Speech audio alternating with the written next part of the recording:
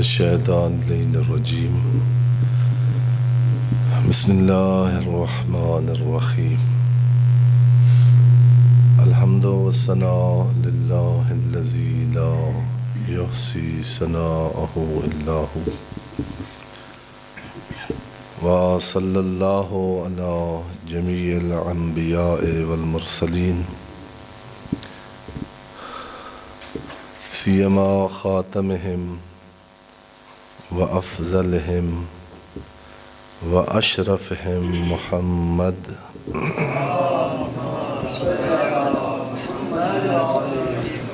وعلی آلہ الاطیبین الانجبین لا سیما بقیت اللہ فی العالمین بہم نتولا ومن اعدائہم نتبرأ الی اللہ اوصیکم نفسی و عباد اللہ بتقوی اللہ اتقوا اللہ فإن خیر الزاد التقوی۔ اپنے آپ کو اور آپ مومنین کرام کی خدمت میں اپنی زندگی کو تقوی الہی جیسی خدا کی بنائی ہوئی ہماری حفاظتی تدبیر میں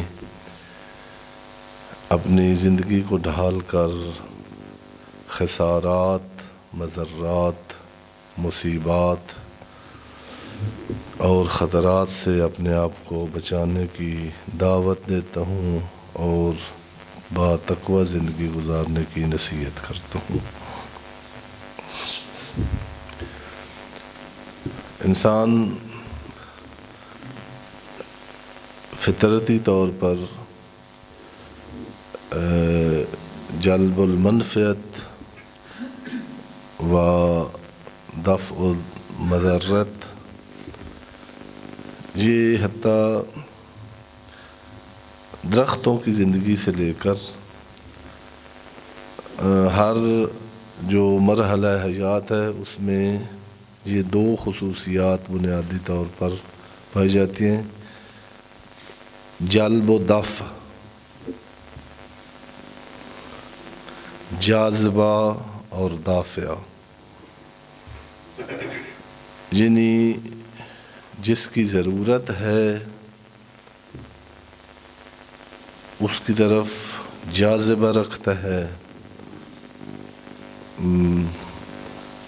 ہمارے طالب علم چھوٹے بچے تشریف فرما ہوتے ہیں اور آپ سب الحمدللہ اہل علم ہیں،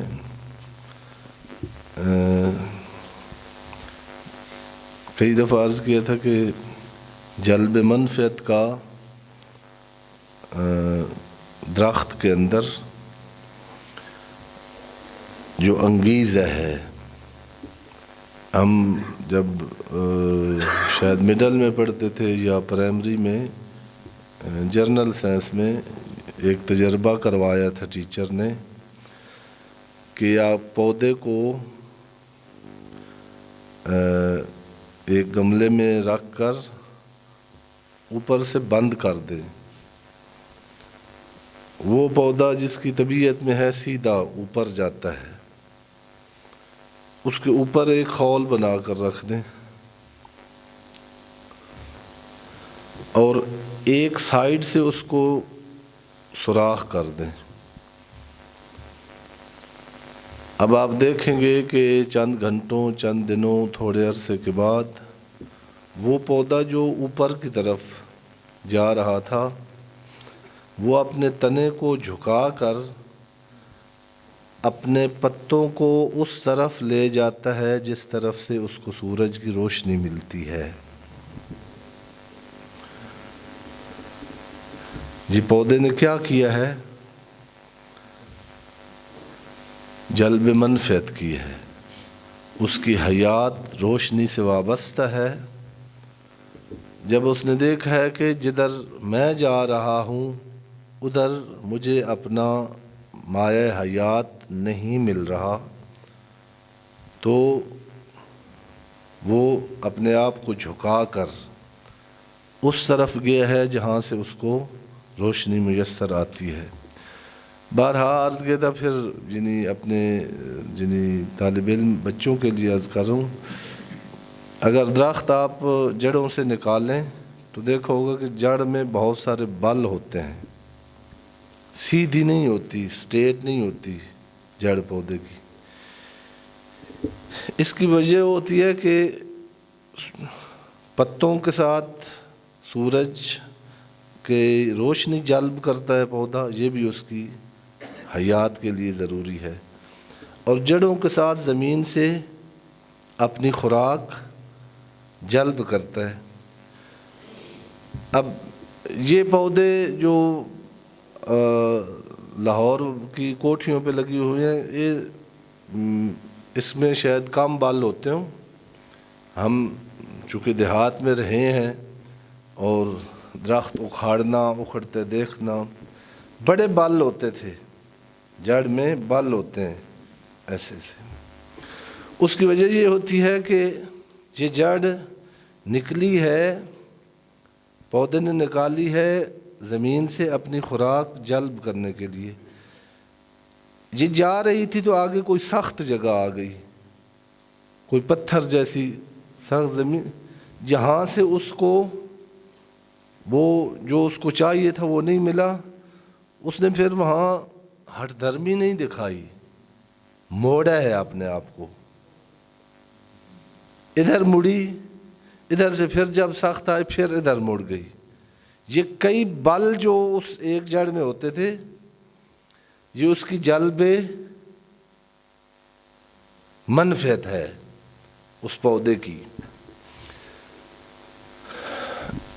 توجہ فرمائیں، یہ جلب منفعت ہے اور دفع ضرر، دافع بھی ہے پودے میں۔ مختلف پودوں میں جب چھوٹے ہوتے ہیں، جب اس کو خطرہ ہوتا ہے کہ یہ جو چرنے والے جانور ہیں، اس کو کمال پر پہنچنے سے پہلے اس کے اگر پتے کاٹ لیں تو پتوں سے اس نے روشنی لینی ہوتی ہے، جس طرح آج کل چھتوں پر آپ نے لگائے ہوئے ہیں، کیا اس کو کہتے ہیں، یہ جس طرح جذب کرتے ہیں، اس طرح درخت کے پتے روشنی کو، اللہ کا سولر ہے یہ، درختوں کے اوپر جو پتے ہیں یہ اس کو خوراک دیتا ہے، کرنٹ دیتا ہے، انرجی دیتا ہے پودے کو۔ تو بہت سارے پودے ہیں جن کی جب چھوٹے ہوتے ہیں تو دیکھ ہے بکری کھانے گئی ہے اسے، یا بھیڑ یا گائے، وہاں ایک ایسی بو ہے اس میں کہ وہ جانور، چونکہ وہ بھی اپنا شامہ رکھتا ہے اپنے، بعض ایسے ہیں جن میں بو ایسی ہوتی ہے کہ یہ بو اس کا دافع ہے کہ اس کو کوئی کھائے نہیں، جانور سونگھ کے کھاتا ہے۔ ایک انسان ہے جو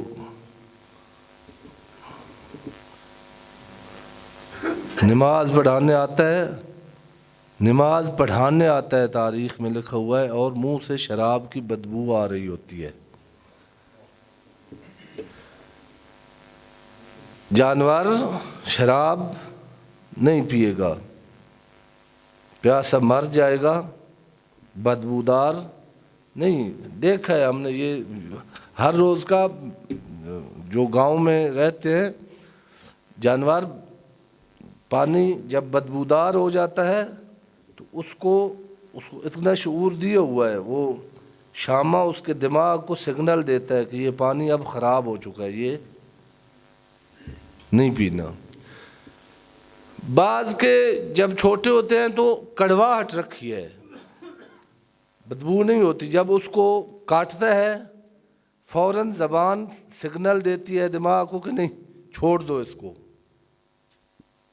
یہ کڑواہٹ کیوں ہے اس پودے میں؟ یہ اس کا دافع ہے۔ پھر کانٹے لگے ہوئے ہیں، کیکر کا درخت آپ دیکھیں جب چھوٹا ہوتا ہے تو اس پر کانٹے زیادہ ہوتے ہیں، جب بڑا ہو جاتا ہے جو ہی بکری کے وہ حملے سے اوپر نکل جاتا ہے تو پھر کانٹے کم ہو جاتے ہیں. جب چھوٹا ہوتا ہے تو بھرا ہوا ہوتا ہے کانٹوں کے ساتھ. کس لیے؟ پتوں سے روشنی لے رہا ہے, جڑ سے خوراک لے رہا ہے, اور کانٹوں سے اپنا دفاع کر رہا ہے. اس طرح جانور میں یہ سسٹم بہت عجیب غریب ہے. آپ یعنی اگر اسی جانور کے جاذبہ اور دافع کو دیکھیں اور کوئی دلیل نہ ہو انسان کے پاس کہ کوئی خدا ہے. یہ ابھی نا کوے تنگ کرتے تھے نا, تو مجھے اپنے ابا جی نے کہا کہ گن نکال کر نہ باہر رکھو. وہ گن جو ہی کوے نے دیکھی تو اڑ گیا. گن کی ایک تاریخ ہے, کوا پہلے تھا اور گن نہیں تھی. وہ اتنا دافع رکھتا ہے اپنے اندر کہ اس نے اب پہچان لیا ہے کہ یہ گن ہے, یہ میرے لیے خطرناک ہو سکتی ہے. آیا ہی نہیں ادھر دوبارہ جہاں پڑی تھی. یہ جو ہے زرافہ ہے, اس کی بہت اونچی گردن ہوتی ہے. دوسرے چرتے ہیں, یہ ایسے اوپر گردن اٹھا کر دور تک بھانپ لیتا ہے کہ آس پاس کوئی خطرہ تو نہیں ہے. انسان کے اندر یہ آپ کو جو جاذبہ اور دافع بتایا ہے, یہ اس قسم کا بھی انسان کے اندر ہے. چونکہ انسان کے اندر حیات نباتی بھی ہے اور حیات حیوانی بھی ہے, اور ہم اسی میں الجھ کے رہ گئے ہیں. آپ کو عرض کیا تھا کہ یہ جو ول پاور ہے, جس کو سیٹ کرنے کے لیے آپ کی ویکسین کورونا مارتی نہیں ہے. اکثر جو جنہیں ڈاکٹروں نے بتایا ہے, یہ انسان کے اندر ایک قدرتی طور پر دافع ہے بیماریوں کے خلاف. پہلے بھی عرض کیا تھا کہ یہ جو آپ کو چھینک آتی ہے نا, شریعت کا دستور ہے کہ جب آئے تو الحمدللہ پڑھا کریں. یہ چھینک, ایک سیکورٹی گارڈ کھڑا ہے, یہ جہاں ناک ختم ہوتا ہے نا دماغ سے پہلے, جب یہاں سے ہوا کے ذریعے کوئی موذی جرثومہ دماغ کی طرف جا رہا ہوتا ہے تو فوراً وہ فائر کرتا ہے. یہ جو چھینک آتی ہے وہ اٹھا کے پیچھے پھینکتا ہے, کہتا ہے ادھر میں ابھی کھڑا ہوں. بہت سارے جو منشیات ہیں یہ انسان کی قوت دافع کو ختم کر دیتے ہیں. شوگر ول پاور ختم کر دیتی ہے. انسان کے باڈی کے اندر جو دافع ہے بیماریوں کو دفع کرنے والی پاور, وہی ختم ہو جاتی ہے. پھر شوگر کا مریض زخم ہو جائے تو اس کا مندمل نہیں ہوتا. یہ دافع اور جاذبہ ہے نباتیت اور حیوانیت کو پروان چڑھانے اور مضرات سے بچانے کے لیے. ایک جاذبہ اور دافع ہے جو انسانیت کو کمال تک پہنچانے اور انسانیت انسان کو انسانیت کے مضرات سے بچانے کے لیے وہ ہے جو اللہ کے انبیاء لائے ہیں.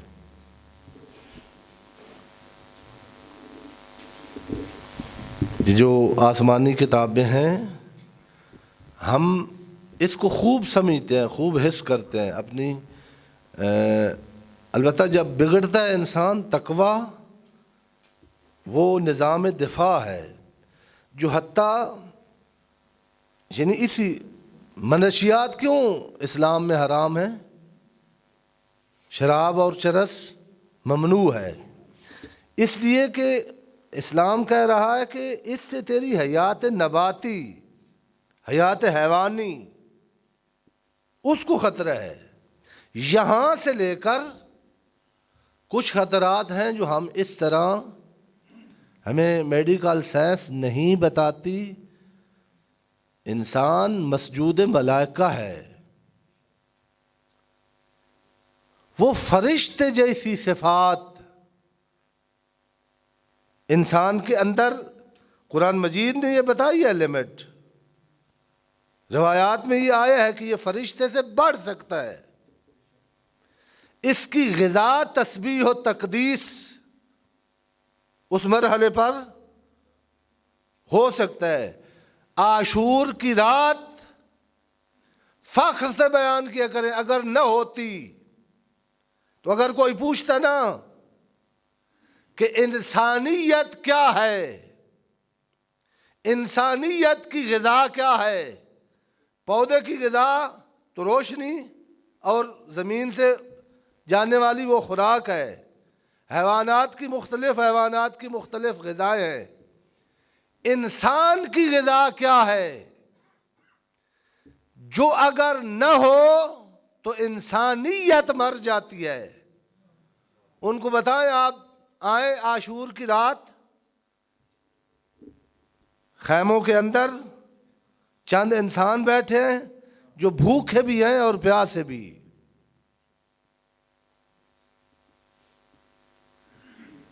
شیب ابی طالب کے اندر آئیں، آپ کو فاطمہ کی ماں ملے گی جو بھوکی ہے، پیاسی ہے. لیکن وہ ملائکہ جو کہتے تھے نا کہ آدم کو نہ بنا، نحن نقدس بحمدک نسبح بحمدک نقدس لک، ہم تسبیح کرتے ہیں اور ہم تقدیس کرتے ہیں. یہ خدیجہ کی بھوک اور پیاس میں تسبیح اور تقدیس، اس پر اللہ ناز اور فخر کر کے کہتا ہے فرشتوں تم تسبیح و تقدیس کرتے ہو چونکہ تمہارے ساتھ پیٹ نہیں ہے. آؤ کربلا کے اندر اور شیب ابی طالب میں آ کر دیکھو، پیٹ ہے، بھوک لگی ہوئی ہے، پیاس ہے حبیب ابن مظاہر.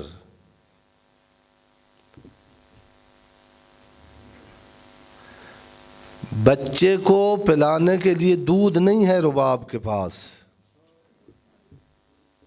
لیکن تسبیح و تقدیس نہیں رکی ہوئی.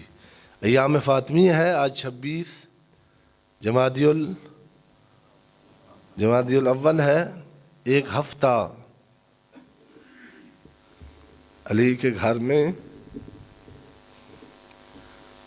حسین کی ماں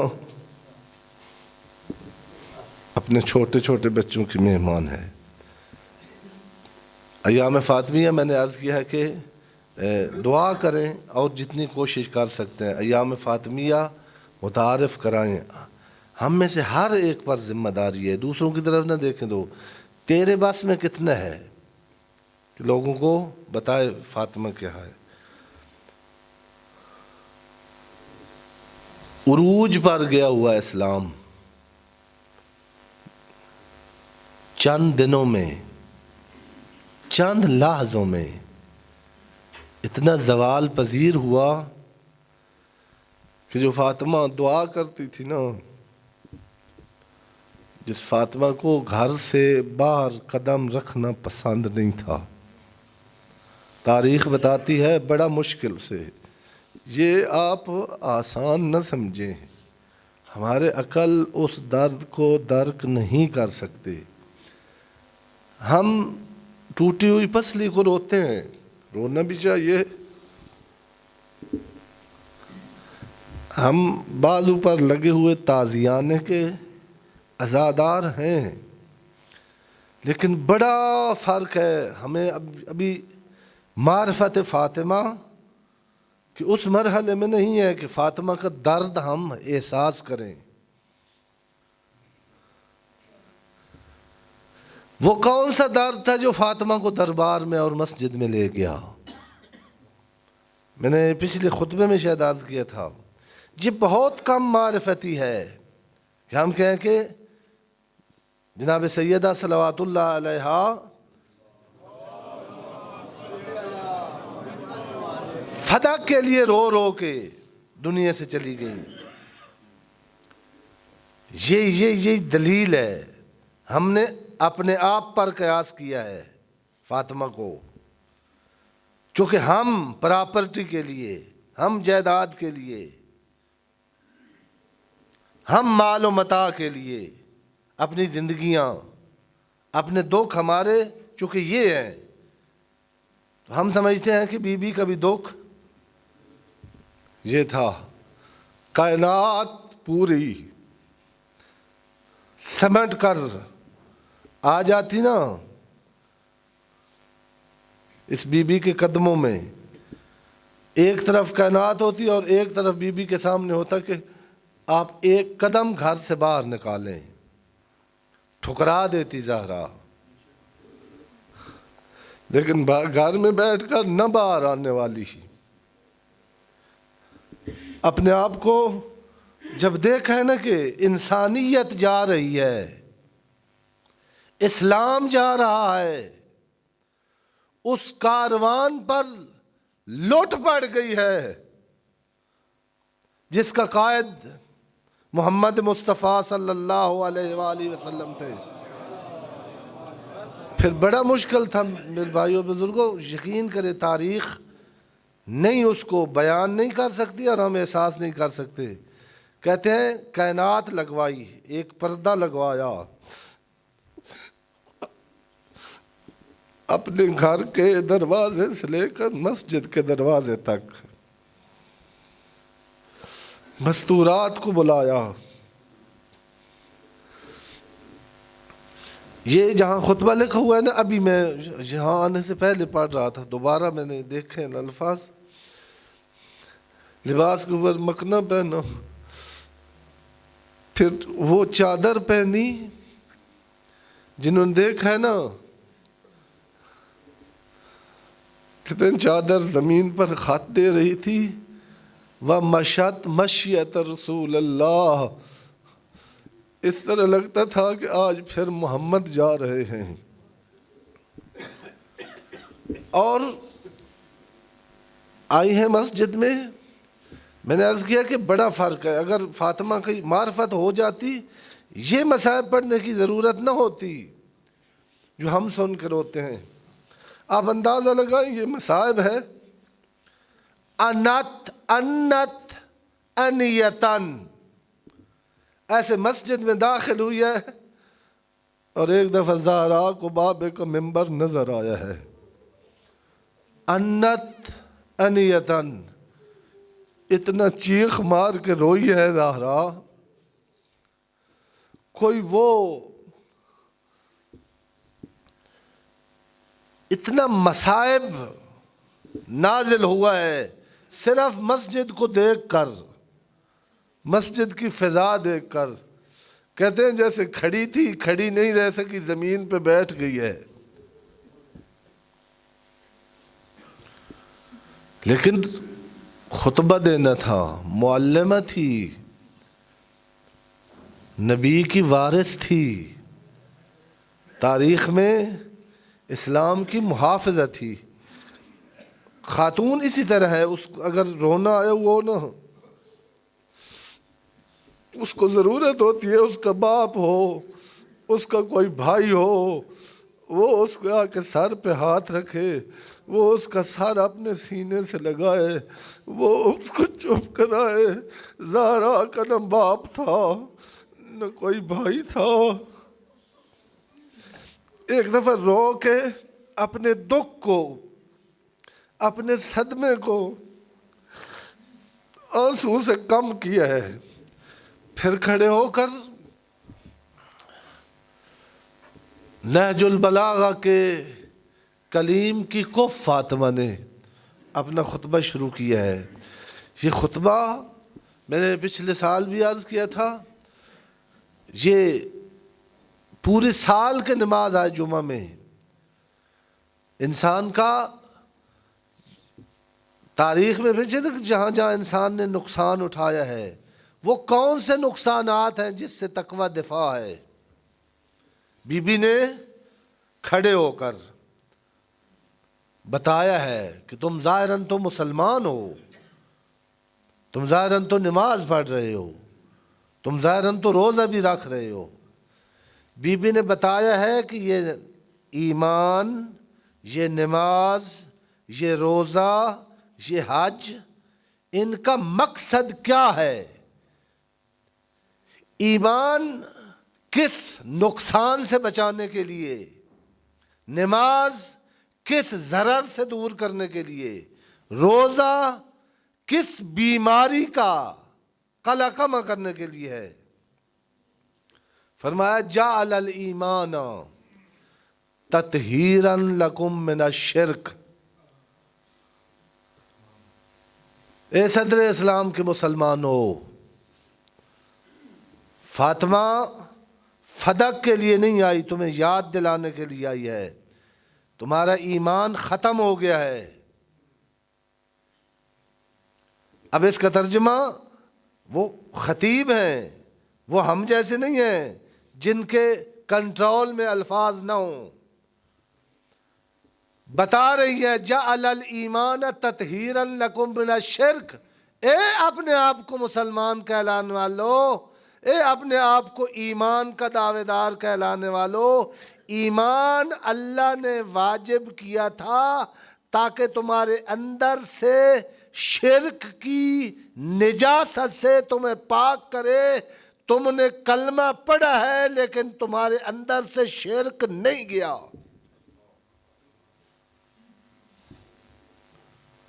وگرنہ فاطمہ کیسے مظلوم ہو مدینہ میں؟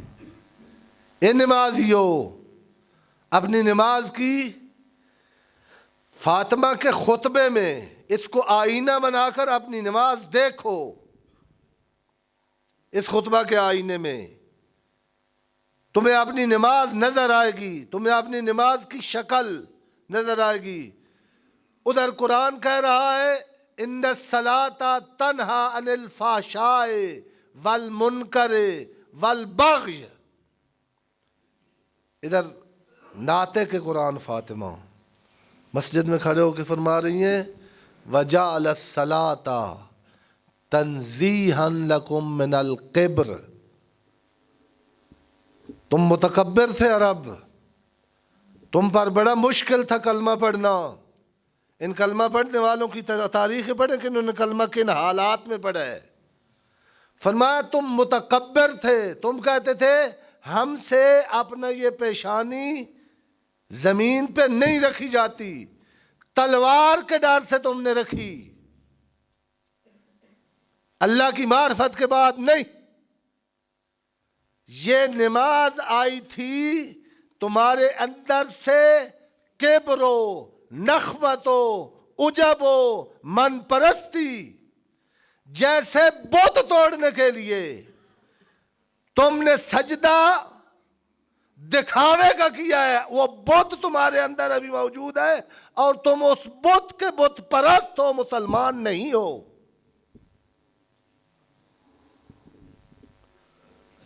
یہ فاطمہ کہہ رہی ہے وجعل الزکاۃ، زکوٰۃ کتنے ہیں ہم میں سے، کتنے ہیں جن پر زکوٰۃ واجب ہے؟ بی بی کا خطبہ دیکھیں اور اپنے آپ کو اس کے آئینے میں دیکھیں۔ کہا یہ زکوٰۃ اللہ نے تم پر واجب کی ہے نموّن للمال۔ تم سمجھتے ہو کہ زکوٰۃ اور خمس ہمارے مال کو گھٹاتا ہے، فاطمہ کہہ رہی ہے کہ فدق واپس نہ لو، یہ چور بننا مالیات کا اللہ کے سامنے، اللہ کا واجب کیا ہوا غصب کرنا، اور اللہ کا جو تمہارے مال سے اللہ نے خمس اور زکوٰۃ واجب کیا ہے، یہ جب تم نہیں دیتے تو تمہارے مال میں جو بڑھوتری ہے، گروتھ ہے، وہ رک جاتی ہے۔ اللہ نے یہ صدقات و زکوٰۃ واجب کی ہیں تاکہ تمہاری رزق کا وہ سلسلہ جو پیچھے سے آ رہا ہے وہ چلتا رہے۔ خداوند عالم بحق محمد و اہل بیت محمد علیہ الصلوۃ والسلام ہمیں جناب سیدہ کے درد کو سمجھ کر، بی بی کے ان بیانات عالیہ کے آئینے میں اپنے آپ کو دیکھ کر اپنی انسانیت کی جہت تشخیص کرنے کی توفیق مرحمت فرمائے۔ بسم اللہ الرحمن الرحیم۔ انا اعطیناک الکوثر فصل لربک وانحر ان شانئک هو الابتر۔ صدق اللہ العلی العظیم۔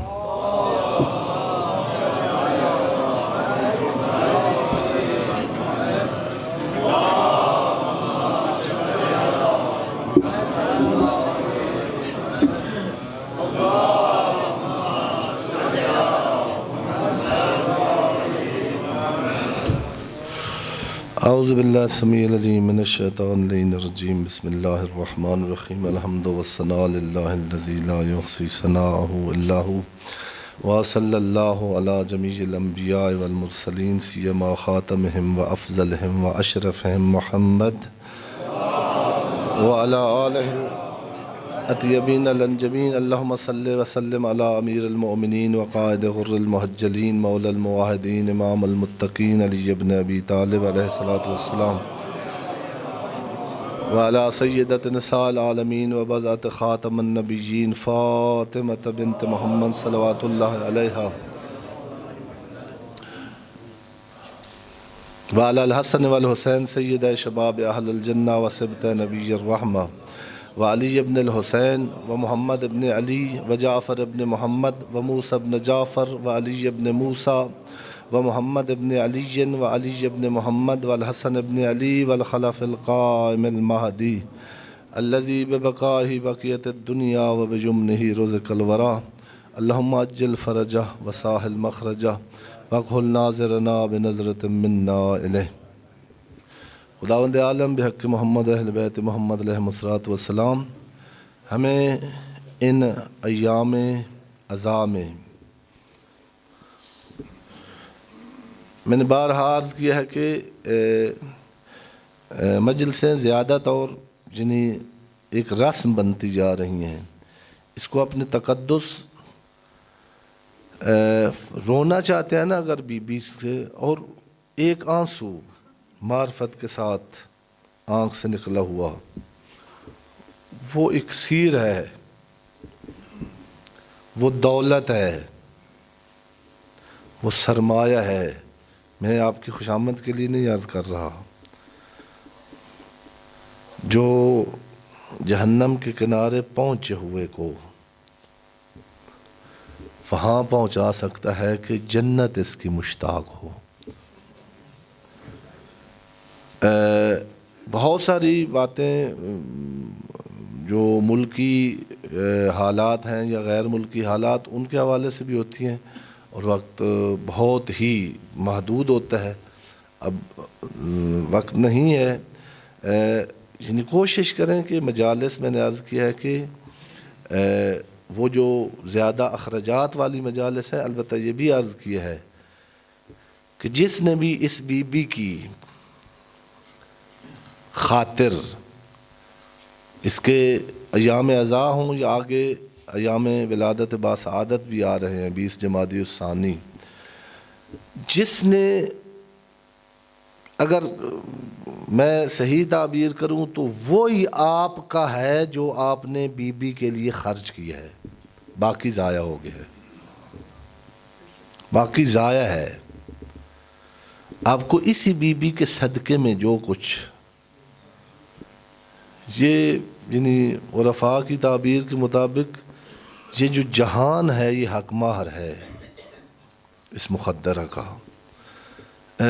بہت سارے مسائل کا حل ہے بی بی کا تذکرہ۔ ہم جن مصائب میں الجھے ہوئے ہیں اور سانس لینا مشکل ہو گیا ہے، گھر کے مسائل سے لے کر جہان اسلام تک، گھر کے مسائل میں تربیت کے مسائل ہیں۔ ایک روایت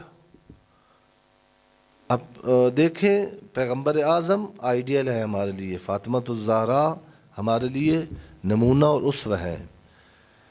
بیٹی کے لیے بہت کچھ کمایا ہے بہت سارے مومنین نے، کماتے کماتے کماتے پھر سوچتے ہیں کہ ابھی کم ہے، لیکن جو رہ گیا ہے سلسلہ وہ بیٹی کی تربیت کا۔ تربیت پر زور دیں، تربیت، بیٹے یا بیٹی کی تربیت پر زور دیں. یہ اسوہ محمدی ہے، یہ اسوہ فاطمی ہے. پیغمبر اعظم کائنات بلکہ انبیاء کے سلطان گھر میں آئے ہیں. بی بی نے کہیں سے آیا جناب امیر اللہ، ایک پردہ لگا ہوا تھا بی بی کے گھر میں، روز آتے تھے پیغمبر. پیغمبر کا اس پردے پر نگاہ پڑی ہے. پہلے آتے تھے، صلوات پڑھتے تھے، چومتے تھے، بیٹھتے تھے. پیغمبر دیکھ کر واپس چلے گئے. آئے، سلام کیا، اور جو پردے پر لگے ہوئے پردے پر نگاہ پڑی، واپس چلے گئے. باپ بھی معصوم ہے، بیٹی بھی معصوم ہے، جس کے لیے قرآن مجید گارنٹی ہے کہ ان سے گناہ کا تصور بھی نہیں ہے، ان سے مکروہ بھی صادر نہیں ہو سکتا. ہمیں کوئی تبلیغ کر رہے ہیں، ہمیں یہ واقعہ کچھ بتا رہا ہے. بی بی سمجھ گئی، فوراً وہ لگا ہوا پردہ ہٹایا، اور جب دوبارہ پیغمبر آئے تبسم آیا چہرے پر. کیا بتانا چاہتے ہیں؟ کہ بیٹیوں کو اس قابل کریں. آپ کی بیٹی نے آگے کوئی گھر جا کے بسانا ہے، ڈگری نہیں کام آتی گھر بسانے کی. اس کا بینک بیلنس نہیں اس کو اگلے گھر میں اس کی جگہ بنا سکتا. اس کی اس طرح تربیت کریں کہ شوہر اس کے علاوہ اپنے آپ کو ادھورا سمجھے. جو ڈیمانڈ سے ڈیمانڈ، جو گھر میں آئے اس کو ٹھکرا دے، ماتھے پر بال بیٹی ڈال لے، وہ گھروں میں بیٹیاں نہیں بستی. اس کو جتنا اس کے لیے مال تیار کرنے کے لیے، جہیز تیار کرنے کے لیے آپ تگ و دو کر رہے ہیں، اتنا ہی اس کے دماغ کو تیار کریں کہ بیٹی آپ نے کسی کی زوجہ بننا ہے. اور شوہر کو تیری ڈگری، تیرے مال، تیرے بینک بیلنس، اس سے زیادہ تیرے اخلاق، تیرے نرم لہجے، تیرے ادب، تیرے لحاظ کی ضرورت ہے. فاطمہ نمونہ ہے، فاطمہ آئیڈیل ہے. اپنی بیٹیوں کو بتائیں کہ دکھ ہونا سارے شوہر کے سامنے نہ بیان کیا کریں. بعض اوقات تھکا ہوا ہوتا ہے انسان، باہر کے مسائل ہوتے ہیں اس کے ذہن میں، جب آتے ہی ڈیمانڈ سامنے آتی ہے یا کوئی مر جاتا ہے.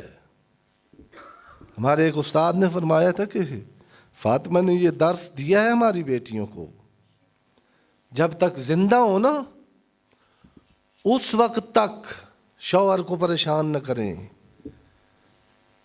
لیکن انہوں نے فرمایا کہ آپ دیکھیں بی بی فاطمہ کون ہے. یہ جو کہا تھا نا کہ علی مجھے رات کو غسل دینا،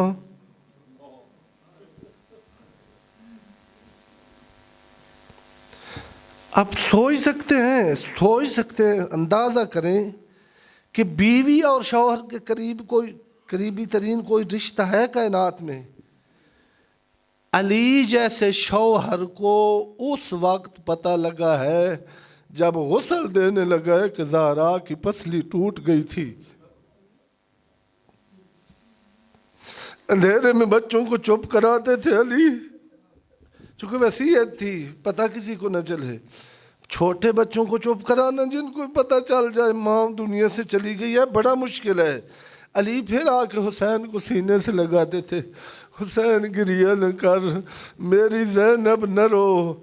تاریخ میں ایسے غسل دیتے دیتے ایک دفعہ خیبر کے فاتح علی کی چیخ نکلی، کہا ہائے اللہ میری غربت، یا رسول اللہ مجھے معاف کیجئے گا. جب کنیز نے پوچھا نا علی تو کیوں دھاڑے مار کر روتا ہے، کہا مجھے ابھی پتہ چلا ہے جب میرا دفاع کر رہی تھی زہرا کا صرف محسن شہید نہیں ہوا، زہرا کے پہلو کی پسلیاں ٹوٹ گئی. بسم اللہ الرحمن الرحیم انا اعطیناک الکوثر فصل لربک وانحر ان شانئک هو الابتر صدق اللہ العلی العظیم.